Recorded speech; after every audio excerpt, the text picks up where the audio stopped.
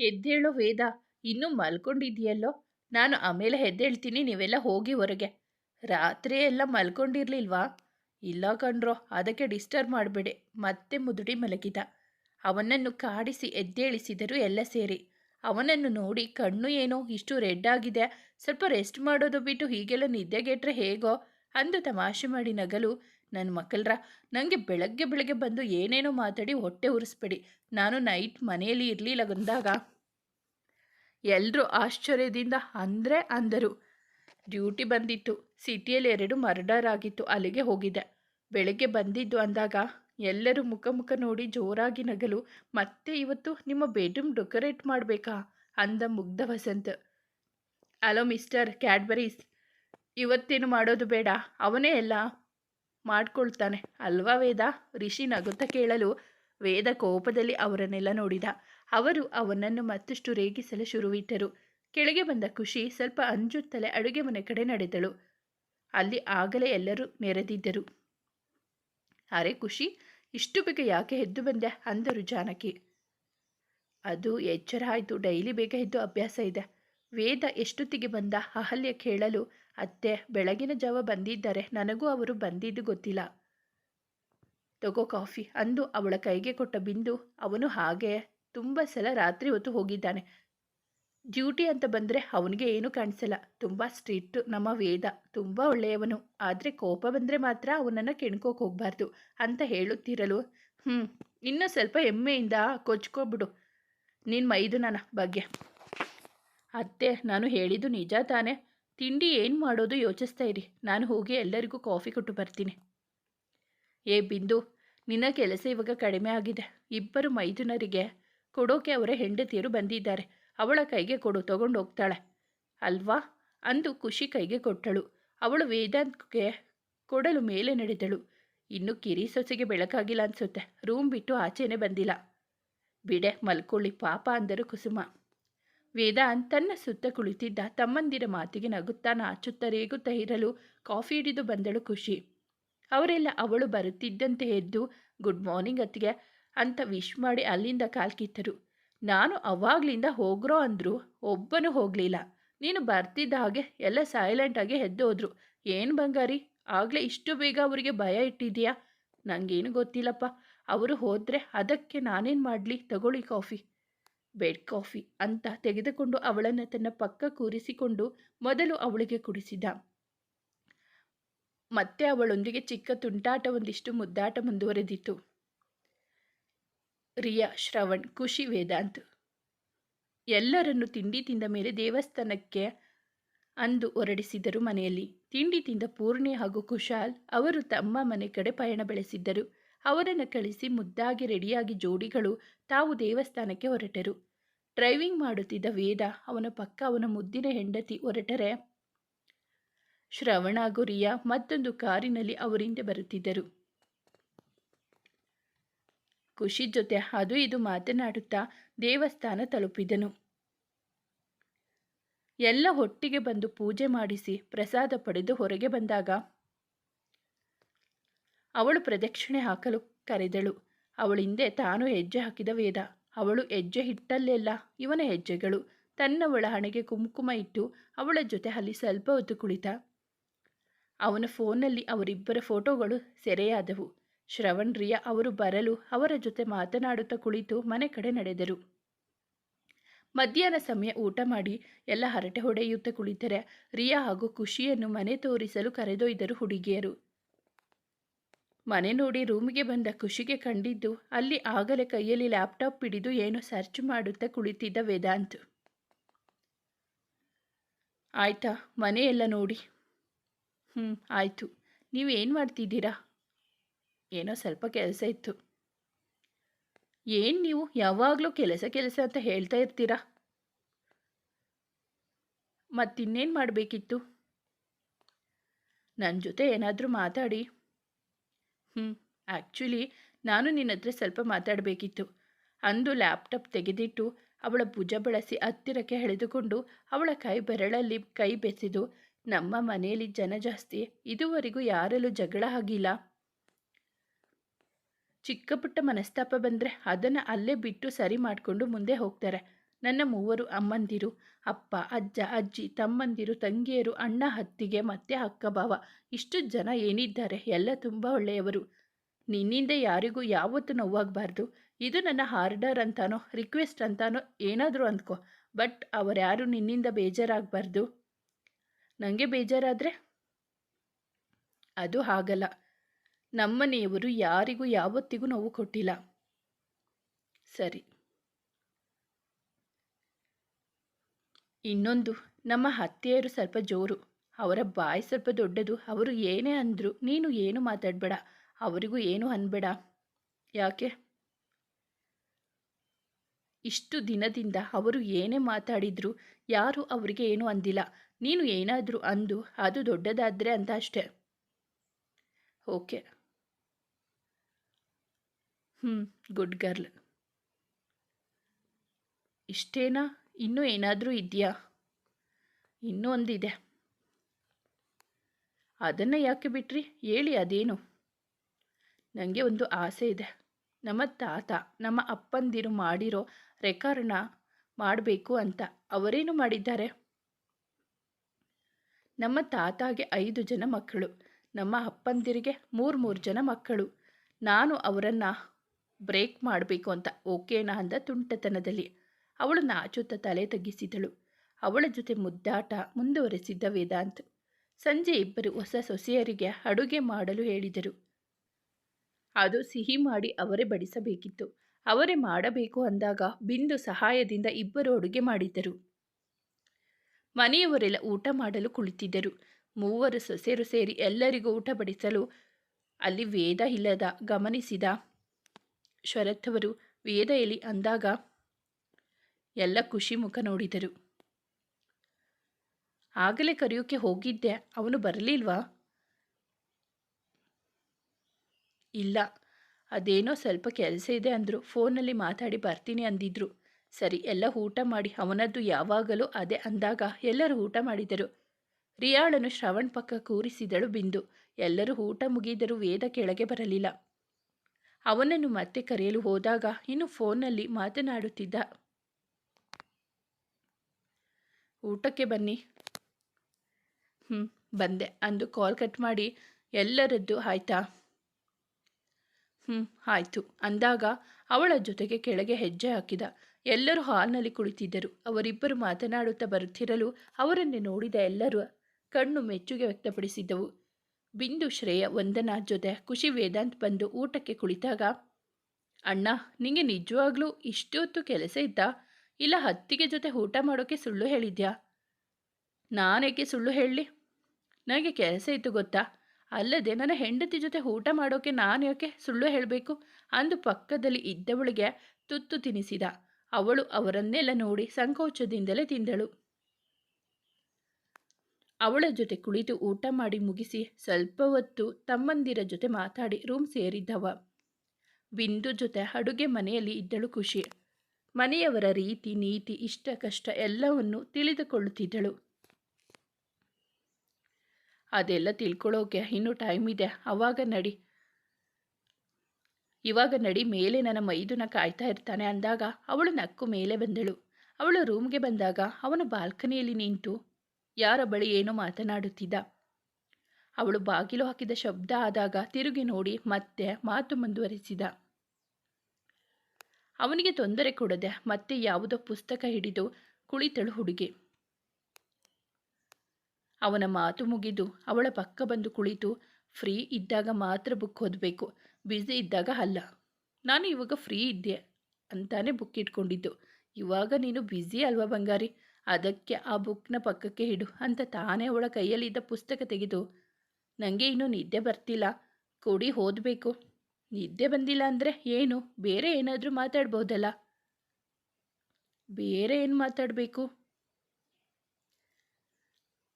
ಅವನ ಕೈಗಳು ಆಗಲೇ ತಮ್ಮ ತುಂಟಾಟವನ್ನು ಶುರು ಮಾಡಿಕೊಂಡವು. ಅವನ ಆಟಕ್ಕೆ ಅವಳು ಕುಂತಲ್ಲೇ ಮುದುರಿದಾಗ ಅವಳನ್ನು ಇನ್ನಷ್ಟು ಮುದ್ದಿಸುತ್ತಾ ಅವಳನ್ನು ಮತ್ತಷ್ಟು ನಾಚಿಕೆಗೆ ಒಳಪಡಿಸಿದ. ನಿನ್ನ ಒಪ್ಪಿಗೆ ಇದ್ದರೆ ಮುಂದುವರಿಯುವ ಆಸೆ, ಇಲ್ಲ ಅಂದರೆ ಬೇಡ. ಅವನ ಕಣ್ಣಿನಲ್ಲಿ ನೋಟ ನೆಟ್ಟವಳಿಗೆ ಬೇಕೋ ಬೇಡವೋ ಏನು ಹೇಳಬೇಕು ತಿಳಿಯದೆ ಅವನನ್ನು ನೋಡುತ್ತಾ ಒಪ್ಪಿಗೆ ಅನ್ನುವಂತೆ ತಲೆ ಆಡಿಸಿದಳು. ಅವಳನ್ನು ತನ್ನ ಬಾವುಗಳಲ್ಲಿ ಎತ್ತಿಕೊಂಡು ಬಂದವನೇ ಅವಳ ಒಪ್ಪಿಗೆಯೊಂದಿಗೆ ಮುಂದುವರೆದಿದ್ದ. ಅವನ ಬಿಸಿ ಉಸಿರಿನಲ್ಲಿ ಅವಳು ಪೂರ್ತಿಯಾಗಿ ಕರಗಿ ತನ್ನ ಹೆಣ್ತನವನ್ನು ಅವನಿಗೆ ಸಮರ್ಪಿಸಿದಳು. ಅವಳೊಳಗೆ ಮೈ ಮರೆತು ಕರಗಿದವನಿಗೆ ಅವಳ ಪ್ರತಿಯೊಂದು ಉಸಿರಿನ ಕ್ಷಣವೂ ರೋಮಾಂಚನವಾಗಿತ್ತು. ತನ್ನವಳನ್ನು ಸಂಪೂರ್ಣವಾಗಿ ಪಡೆದವನೇ ಅವಳನ್ನು ಪ್ರೀತಿಯಿಂದ ಮುದ್ದಿಸಿ ಖುಷಿಯ ಮುಖ ನೋಡುತ್ತಾ ಅವಳ ತುಟಿಗಳ ಮೇಲೆ ಮುತ್ತಿಟ್ಟು ಸಾರಿ ಎಂದಾಗ ಯಾಕೆ ಅಂದಳು. ಅವನ ತೋಳಿನಲ್ಲಿ ತೃಪ್ತಿಯಿಂದ ತಲೆ ಇಟ್ಟಿದ್ದವಳು. ನಿಂಗೆ ಅರ್ಟಾಗಿರಬೇಕಲ್ಲ ಅಂದ ಅವನೇ ನೀಡಿದ ಸಿಹಿ ಗುರುತಿನ ಮುದ್ರೆ ತೋರಿಸುತ್ತಾ. ಹಾಗೇನಿಲ್ಲ, ಹೊಸ ಥರ ಅನುಭವ ಆದರೂ ಒಂಥರ ಚೆನ್ನಾಗಿದೆ. ಹಾಗಾದರೆ ಮತ್ತೆ ಪ್ರಾರಂಭ ಮಾಡೋದಾ? ಅವಳೇನು ಹೇಳದೆ ಅವನ ಎದೆಯಲ್ಲಿ ಮುಖ ಹುದುಗಿಸಲು ಅವಳನ್ನು ಎತ್ತಿ ಚುಂಬಿಸಿ ಅವಳನ್ನು ಮತ್ತಷ್ಟು ಬಿಗಿದಪ್ಪಿ ಮಲಗಿಸಿಕೊಂಡಿದ್ದ. ಇಬ್ಬರ ದಾಂಪತ್ಯ ಎರಡು ಮನಸ್ಸಿನ ಒಪ್ಪಿಗೆ ಮೇರೆಗೆ ಆರಂಭಗೊಂಡಿತ್ತು. ಅವಳ ತವರಿಂದ ಆಹ್ವಾನ ಬಂದಾಗ ಇಬ್ಬರನ್ನು ಕಳಿಸಿಕೊಟ್ಟಿದ್ದರು.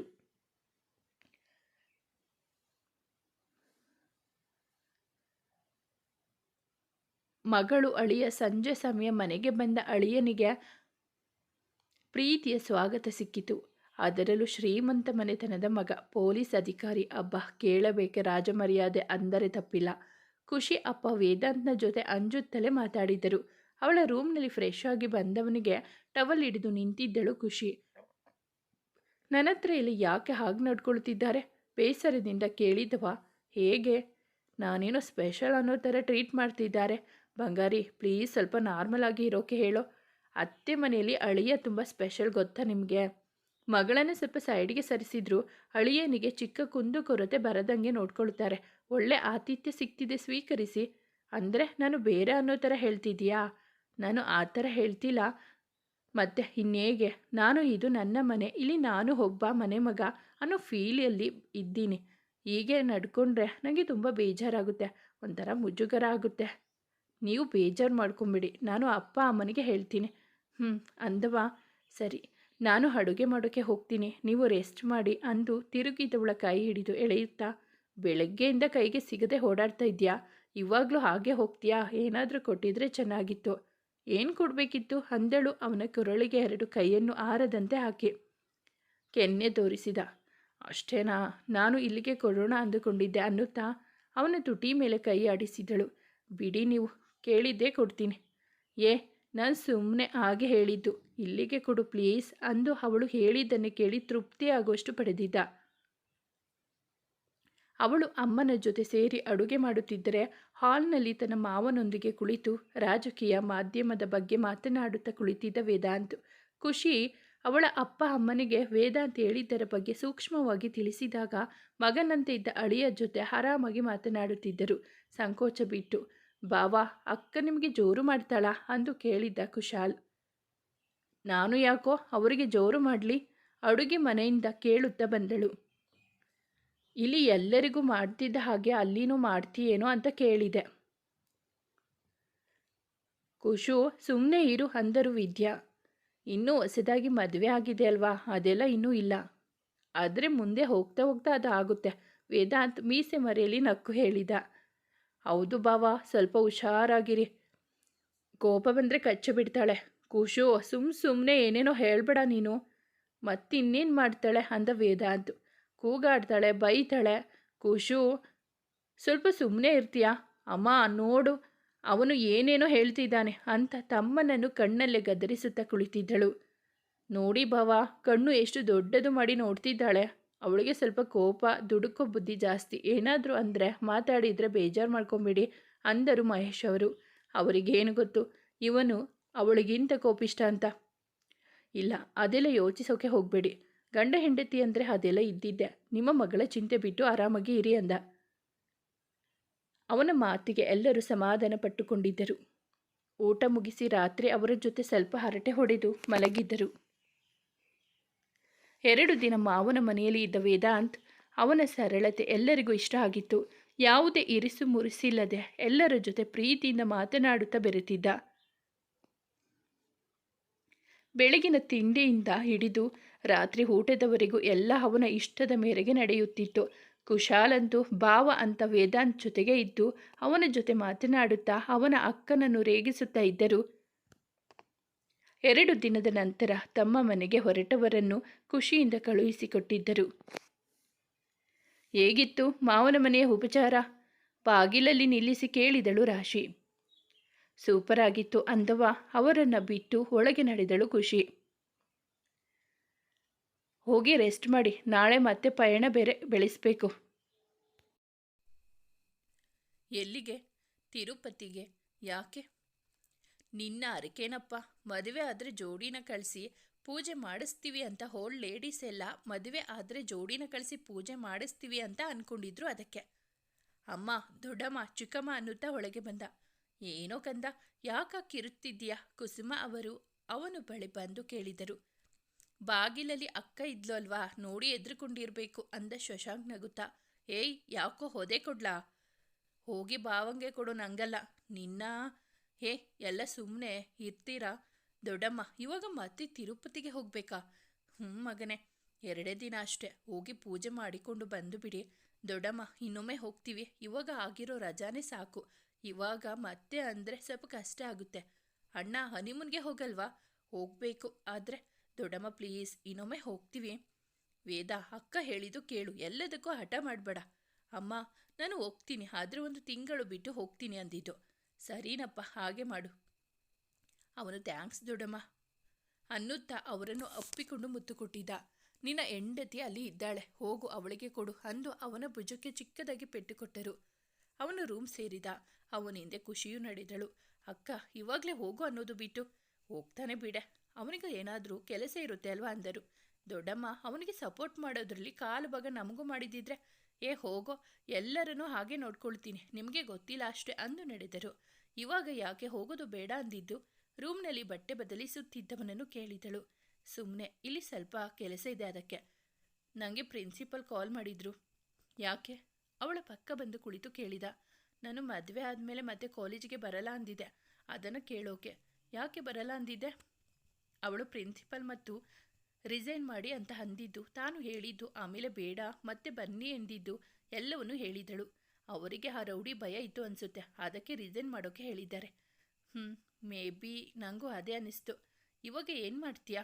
ನೀವು ಹೇಗೆ ಹೇಳ್ತೀರೋ ಹಾಗೆ. ನಿಂಗೆ ಹೋಗೋಕೆ ಇಷ್ಟ ಇದ್ದರೆ ಹೋಗು, ನಾನು ಬೇಡ ಅನ್ನಲ್ಲ. ಮನೆಯಲ್ಲಿ ಒಪ್ಪಬೇಕಲ್ಲ.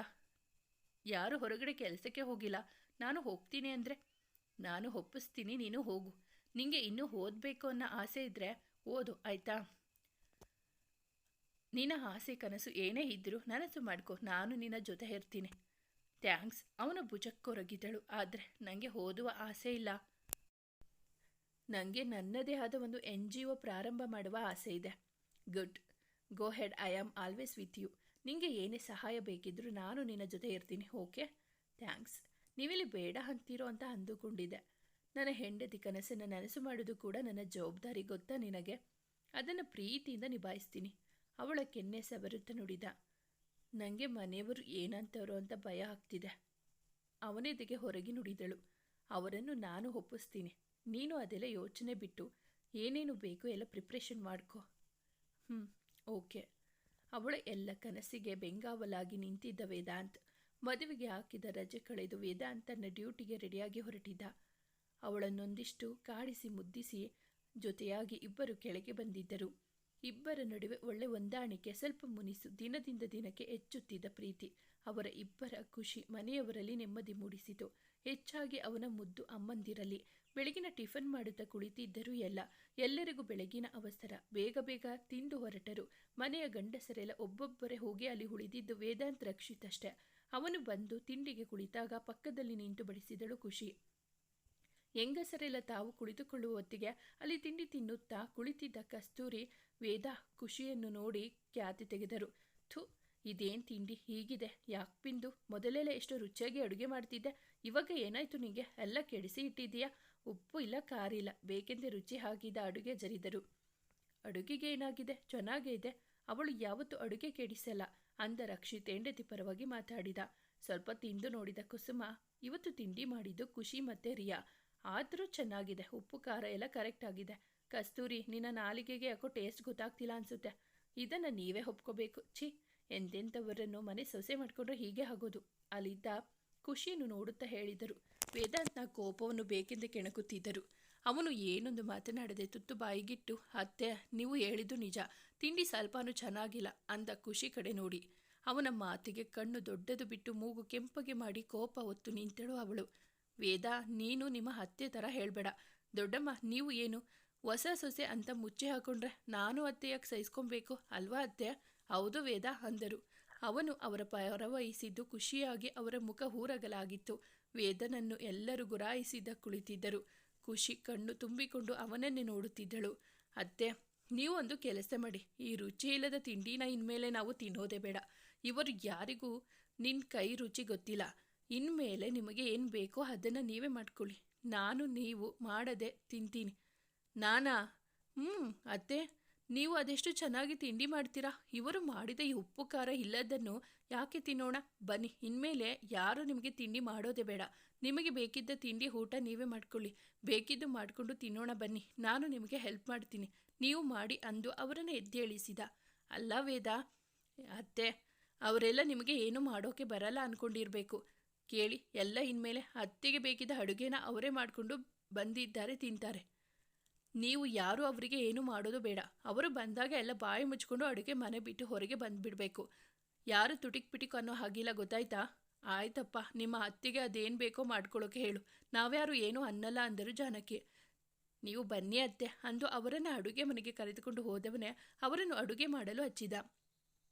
ನಿಮಗೆ ಏನು ಬೇಕೋ ಅದನ್ನು ಮಾಡಿಕೊಂಡು ತಿನ್ನಿ ಅತ್ತೆ. ನೀವು ಯಾರಿಗೂ ಎದುರುಕೊಳ್ಳೋಕ್ಕೆ ಹೋಗಬೇಡಿ. ಯಾರಾದರೂ ಏನಾದರೂ ಅಂದರೆ ನನಗೆ ಹೇಳಿ, ನಾನು ವಿಚಾರಿಸ್ಕೊಳ್ತೀನಿ ಅಂದು ತನ್ನ ಬುದ್ಧಿವಂತಿಕೆಯಿಂದ ಅವರನ್ನು ಅಡುಗೆ ಮಾಡಲು ಹೊರಗೆ ನಡೆದ.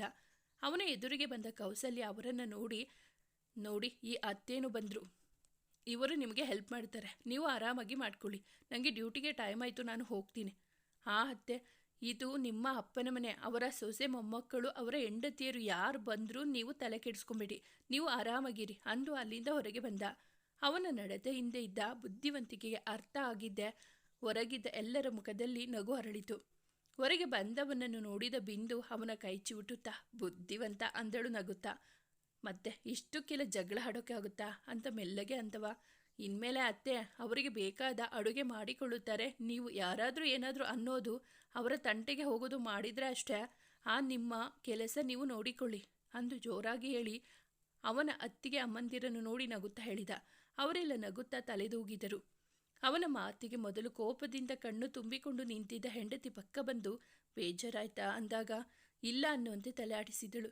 ಗುಡ್, ಇನ್ಮೇಲೆ ಯಾರು ಏನಂದ್ರೂ ಬೇಜಾರಾಗ್ಬೇಡ, ನಾನಿದ್ದೀನಿ ಅಂದು ಅವಳ ಕೆನ್ನೆ ತಟ್ಟಿ ಅವನ ತಟ್ಟೆಯನ್ನು ತೆಗೆದುಕೊಂಡು ನಿಂತಿದ್ದೆ. ಸ್ವಲ್ಪ ತಿಂಡಿ ತಿಂದು ಇನ್ನು ಸ್ವಲ್ಪ ಮಿಕ್ಕಿಸಿ ಖುಷಿ ಕೈಗೆ ತಟ್ಟೆ ಇಟ್ಟು ಎಲ್ಲರಿಗೂ ತಿನ್ನಿ ಅನ್ನುವಂತೆ ಸನ್ನೆ ಮಾಡಿ ತಲೆ ಕೆಲಸಕ್ಕೆ ನಡೆದ. ಅಕ್ಕ ಜಗಳ ಮಾಡ್ತಾನೆ, ಕೂಗಾಡ್ತಾನೆ ಅಂದ್ಕೊಂಡ್ರೆ ಇವನು ನೋಡು ಬುದ್ಧಿವಂತಿಕೆಯಿಂದ ಅವರ ಬಾಯಿ ಮುಚ್ಚಿಸಿದ. ಅದೇ ನನ್ನ ಮಗನ ಸ್ಪೆಷಾಲಿಟಿ ಅಂದರು ಕುಸುಮ. ತನ್ನ ಗಂಡನ ಜಾಣತನಕ್ಕೆ ನಗುತ್ತಾ ನಿಂತಳು ಖುಷಿ. ಸುಮ್ಮನೆ ಇರದೆ ಇದೆಲ್ಲ ಬೇಕಿತ್ತ ನಿಂಗೆ ಅಂದರು ಕೌಸಲ್ಯ ತಮ್ಮ ತಂಗಿಗೆ. ಇವಾಗ ಏನಾಯಿತು? ನಾನು ಮಾಡಿದ್ದಕ್ಕೆ ವೇದ ನನ್ನ ಪರವಾಗಿ ಮಾತಾಡ್ದ. ಅವನು ನಿನ್ನ ಪರವಾಗಿ ಮಾತಾಡಿಲ್ಲ, ತನ್ನ ಮನೆಯವರನ್ನು ನಿನ್ನ ಮಾತಿಂದ ದೂರ ಇಟ್ಟ.